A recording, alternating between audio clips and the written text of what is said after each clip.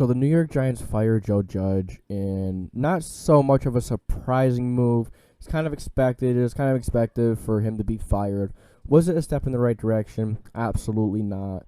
Joe Judge wasn't an amazing coach, the 2 years that he coached, but, this Giants team is looking for answers too quick. You can't hire a guy who is forced to work with Daniel Jones, a guy who has turned the ball over 60 times already in his career, struggles to stay consistent. His accuracy is inconsistent. His decision-making is inconsistent. Now, he can run the ball, but Daniel Jones is not the franchise guy. He's not a guy that that a head coach really wants to work with in terms of really getting the team on par and really getting the team to a contention state. So Joe Judge was kind of tied down. Didn't have a solid chance. I'd like to welcome you guys to the JDW Sports Talk Show, where every fan is welcome. And today we're going to be talking about Joe Judge and why this was not a great move by the New York Giants, and maybe some candidates that they're going to be interested in, some guys that could come in and make a difference if they're kept long enough, if they're given a solid chance. So if you guys enjoy this type of content, if you enjoy draft content, mock drafts are going to be coming up, big boys are going to be coming up. I'm going to be doing my playoff predictions soon. You guys make sure you like, subscribe, and put the post notification bell on so you do not miss that future content. You don't want to miss it. It's going to be some great content coming up. So, back to the point. You cannot expect a guy in 2 years to turn the culture around the locker room, to take a quarterback that has turned the ball over 60 times in the first few years to make him into a franchise guy, to really make him into a guy that can really bring this Giants team to a state of contention. Not going to happen. In a division where you have some very good teams, some very good defenses, you can't have a quarterback that's going to turn the ball over 60 times a year. Or, 60 times in like 2-3 years. That's ridiculous. Not even 3, like 2.5. Daniel Jones is not a guy you want to work with. And Joe Judge, he was kind of forced to work with him. When you take a guy at the 6th overall pick like they did with Daniel Jones, you're kind of forced to work with them. And when you hire a coach a year after you draft him, you're kind of putting the head coach in a spot where he doesn't have a choice. He doesn't have a choice to draft his guy. He doesn't have a choice to draft a guy that he believes in. Do you think Joe Judge really, truly believed in Daniel Jones his last 2 years? Absolutely not. Do you think he wanted him? Absolutely not. Now, getting rid of Dave Gettleman was a step in the right direction. But getting rid of Joe Judge, not good. This Giants team, the fans, they want results in a year, in 2 years.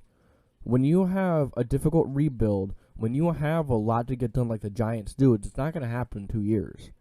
And then you have a GM that constantly likes to make mistakes and sign guys to big contracts that get hurt. To sign mediocre guys to contracts that get hurt. Kadarius Toney and Kenny Galladay, first-round pick and a highly paid wide receiver, neither scored a touchdown this year. Kind of ridiculous, right? Now, I'm not saying they're bad players. Both were injury-riddled. Quarterback play was way below average. So, I guess it's difficult for them to really do much if the ball can't really be gotten to them. It wasn't just Daniel Jones this year. Mike Glennon, Jake Fromm. What's the difference? Both are very below average quarterbacks. So you're getting rid of a guy, a coach that is very good at evaluating talent, has put a decent scheme together over there, has had a good defense these past few years, figuring out the offense, and you fire him after 2 years. You don't give him a chance to get his own guy. I believe he was building that offense nicely. I believe his scheme was nice. But when you have a guy that you don't want to work with, that's not your guy, you're going to struggle. Like I said, it was a step in the right direction getting rid of Gettleman. But now you have to start over with a new coach, a new system, a new scheme, a new culture. He has to put a whole new system in it, and it takes more than one offseason to really learn a system and really be able to play it at a high level. So you gave Joe Judge 2 years. 2 years, that's it. there comes a point in time where you need some stability. You need consistency.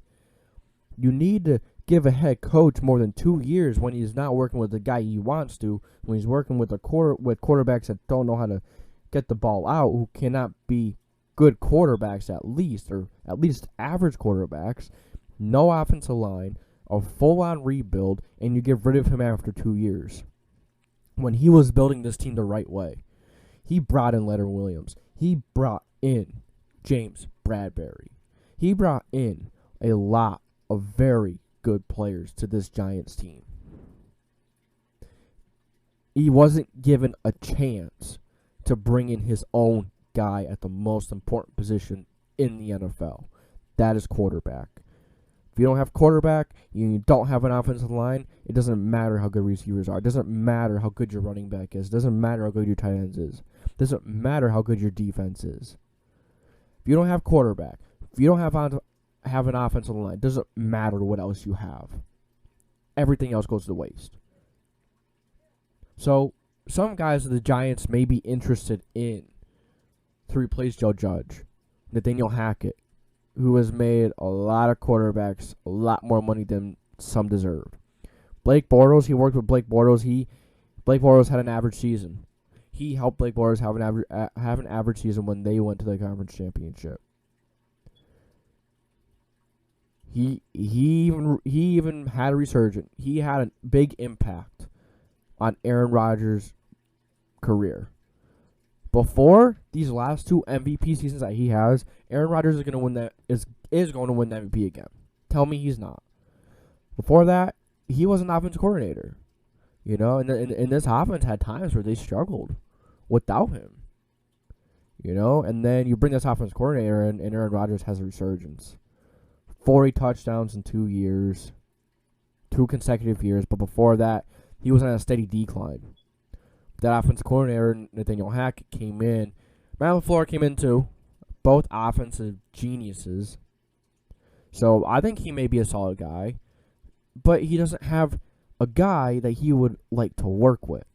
You do have 2 high draft picks, which is attractive because you can get your guy.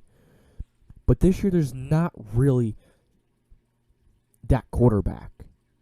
You know what I'm saying? There's not that quarterback this year in this year's draft where you go and say, yeah, he's going to be a home run. All of them are inconsistent, not pro ready. Kenny Pickett and Sam Howell are probably the most pro ready quarterbacks in this draft.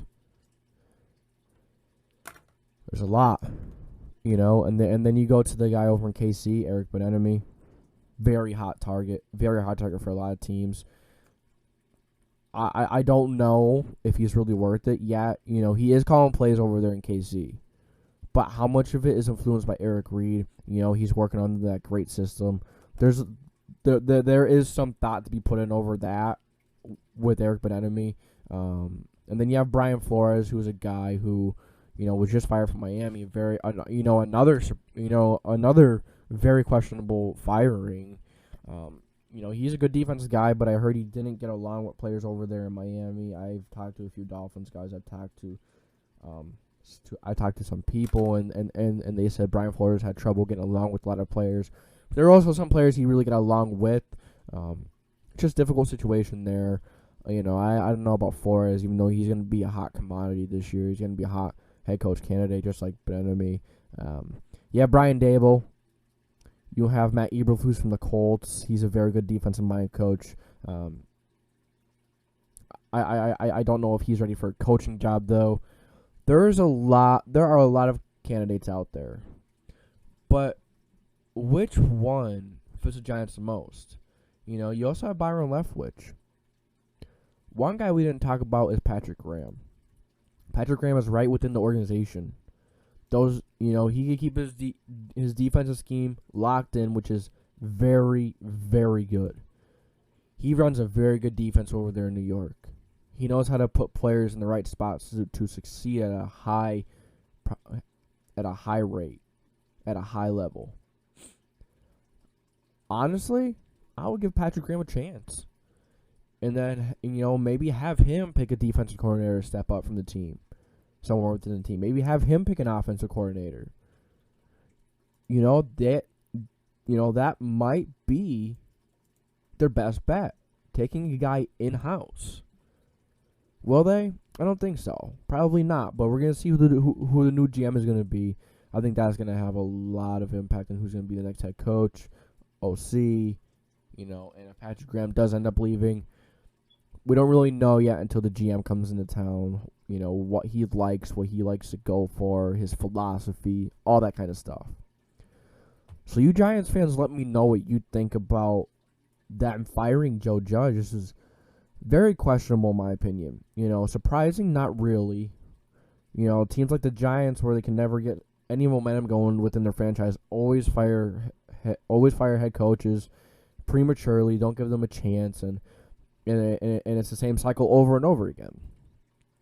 So you guys give me your thoughts. You Giants fans, give me your thoughts. You NFL fans, give me your thoughts on this situation. On Joe Judge being fired, you think he should have stayed? Do you think, and then who do you think they're gonna hire? Are they gonna go with the guy in house? Are they gonna go with the guy out of house, like Eric Bieniemy, Brian Dable, Kellen Moore from the Cowboys, maybe even? There are a lot of possibilities for the Giants, a head coach. We'll just have to see where they go. We'll have to see who they hire at GM. And, that's going to be it for this video. I gave you my thoughts on this situation. That was kind of ridiculous. Premature fire. You guys give me your honest thoughts. That's going to be it for this video. I hope you have enjoyed. And this is JDW Sports Talk Show, signing off.